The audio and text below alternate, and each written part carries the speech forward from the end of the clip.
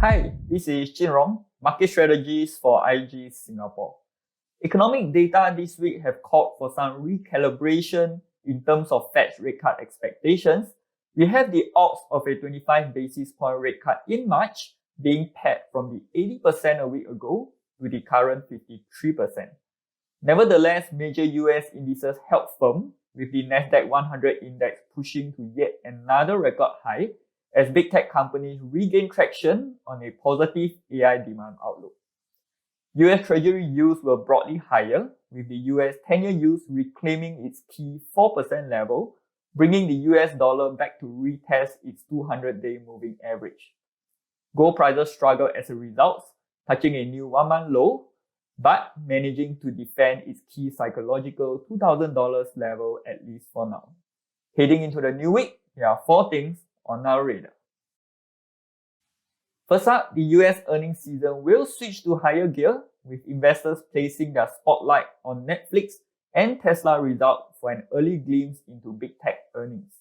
Tesla will also be the first out of the Magnificent 7 stocks to release its earnings, and with the group's dominant performance in 2023, Tesla results may set the stage for whether the group can continue to keep up with its momentum into 2024. Next up, we have the Bank of Japan monetary policy meeting outcome on Tuesday. Broad expectations are for the BOJ to maintain its ultra-loose policy settings, coming off the back of subdued wage growth, easing inflation, and a recent earthquake in the country which drove some near-term economic uncertainty. Over the past year, the BOJ has been laying the groundwork for an eventual policy pivot, but communications around the timeline have been muddled, which will leave markets scoring the BOJ governor's comments for any hints at the upcoming meeting. Next, we have the European Central Bank interest rate decision on Thursday. At its last meeting in December, the ECB kept its deposit rate on hold at 4%, noting that interest rate at this level will make a substantial contribution to returning inflation to its 2% goal in 2025.